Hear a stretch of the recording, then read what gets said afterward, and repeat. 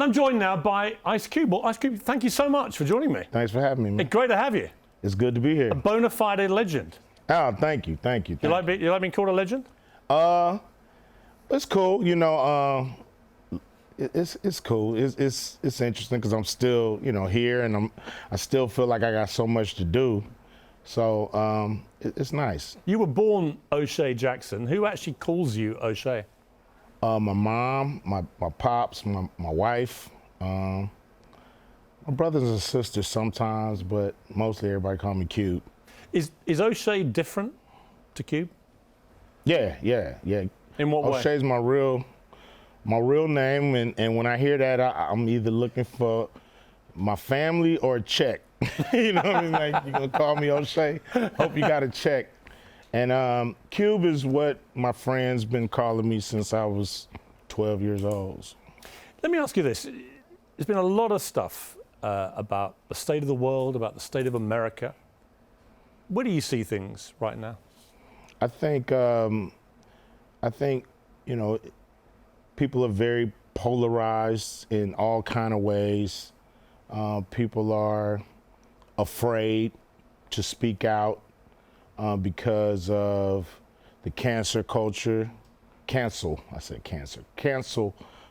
that we have today. So I just think, people are afraid and they're running to their corners, In a way, it is a cancel culture. It behaves like that. It does, because it makes not only the person that's getting canceled, they're trying to shut them up, but anybody's watching now, they shut up because they say, if it can happen to this guy, it can happen to me. So by smashing somebody who says something that you might not like and canceling them, it actually reverberates throughout the whole community, and everybody now is watching what they say all the time. Well, what's the answer to this? Because I think it's crazy that in a democracy like the United States, like the United Kingdom, that people are too frightened to speak their mind, to say what they think. What do we do about this? I think you say what you want to say, and to hell with the consequences. You got to be willing to fight for your rights and fight for what you believe in.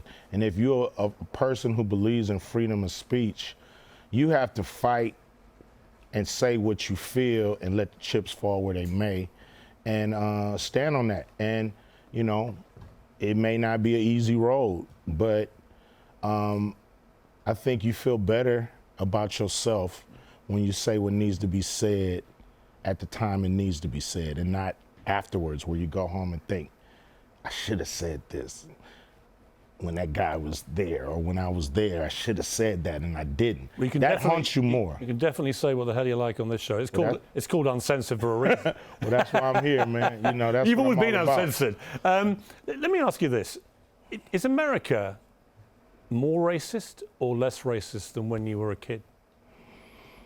I think it's pretty much the same, because it's institutionalized, and the institution takes on different faces, so to speak. But I don't know if racism in the financial sector has gotten any better. We still have a hard time getting capital when we need it. We still have a hard time having that access to those currency streams that's out there, and so it affects us in the same way. In 1865, black people own maybe 1 or 2% of America, and I believe we're still in that same place. Is that right? Yeah. It's barely changed. Barely changed. In some ways, it's gotten worser. But it's gotten worse. I think the Coroner Commission did something in 1968 about the poverty in America and how it affects all the people, and we're worse than we were in 1968. The last rapper that I interviewed in this very studio was Kanye West. Yeah. You've had a wobbly relationship with him, but you're back on track. I read that you saw him, in fact, a few days ago. Yeah, a couple weeks ago. I mean, we were always cool. You know, he spoke my name without really explaining what he meant, and I just really couldn't leave that statement out there without, you know, he never explained what he meant, and so I had to, you know, kind of rebut that. But since then, we've talked, and I think Ye understands that generalizing will always get you in more hot water than being very specific. You know, you can. Because I haven't really seen much specific. of him since I interviewed him. He's kind of disappeared. I mean, how is he? How's he dealing with what's happened to him? I believe he's doing great. You know, he's still, you know, dealing with some people trying to hold on to his money. But for the most part, I believe he's in a good space. I think he's, you know, learned a lot from this past year, and, you know, hopefully he'll come out better on the other side. When you saw some of the crazier things he was saying, the anti-Semitic statements he was making, what did you feel as someone who knew him well? What did you feel about that? I felt that if he was really upset with specific people, that the message he was saying would kind of hijack what he's really upset about, you know, and you know, that's kind of what happened. You just can't generalize. You have to be specific, especially if you're talking about anybody, any race of people. You have to be specific on who exactly you're talking about. Yeah. Let's talk about the music industry. Huge amount of attention being given to artificial intelligence now. Yeah. Clearly it has awesome power, not least to replicate how people like you would make music. What do you feel about that? I think it's terrible. I think it's going to make people lazier, less creative.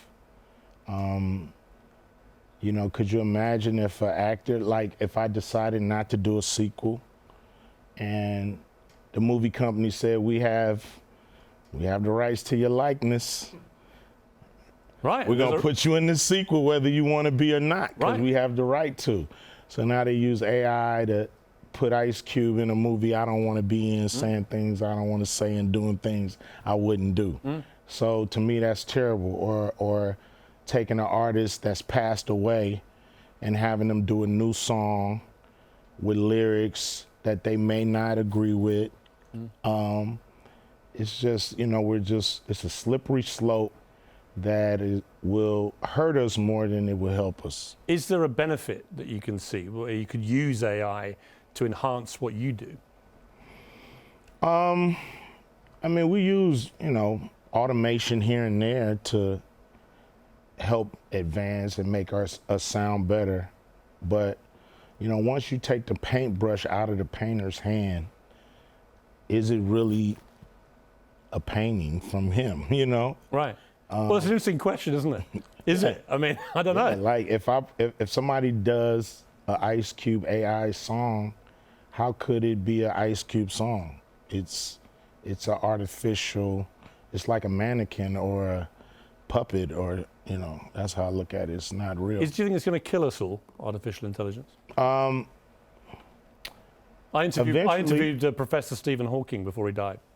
And I said, what's the biggest threat to mankind? He said, when artificial intelligence learns to self-design, that's it. Yeah, I think, you know, it's already figuring us out in a lot of different ways. I've heard that it's learned how to lie. Yeah.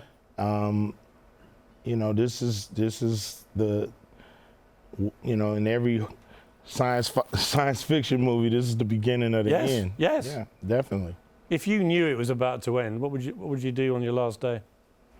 You got 24 hours to live. Hug my family, love them, explain to them how much I care about them.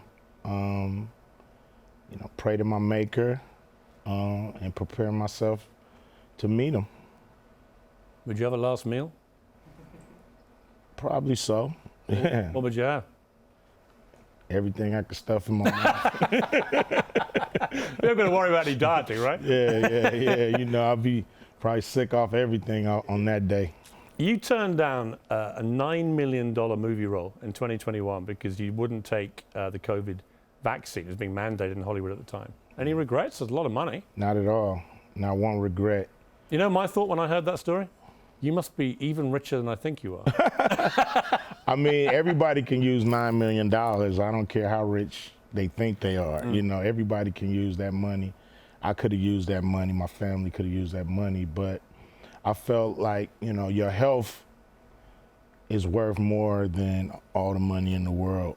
Because if you had all the money in the world and you wasn't healthy, you would use that money to get healthy. So to me, it was an experimental drug, and they had no time to really see the long-term effects. Like most, now I'm vaccinated. I've been vaccinated when I was a kid, but these are drugs that have been tested for decades, and you know pretty much most of the side effects. I mean, ultimately, I felt about COVID vaccines that once it was established against what they initially thought, that you could still transmit the virus whether you were vaccinated or not, to me it becomes a personal choice. Then it's down to you. Yeah, without a doubt. And you know, the pharmaceutical companies made a lot of money. Businesses closed. You know, it's like an incentive, even when things are not going right, to keep going.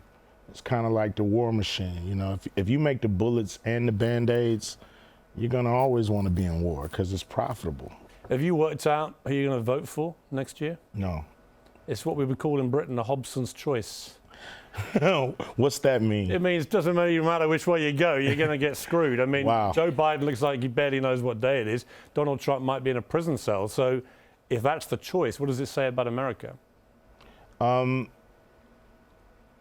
That, you know, America needs to re-examine where we are, where we're going, who we want to lead us, and what kind of country we actually want to be. You know, a lot of choices. You know, I've become independent in all this because I like to sit back and see, you know, who's really gonna be the best choice.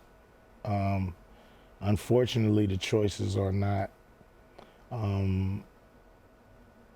always top notch, so to speak. Have you thought of running yourself? Oh, I would never run.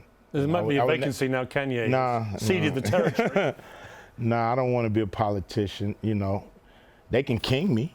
Make me king. I'll be a king. Well, actually, I've always felt if it hadn't been for King George III being so useless, you could still have the monarchy here, and it could be King Piers. I mean, right? Maybe I could share the throne with you.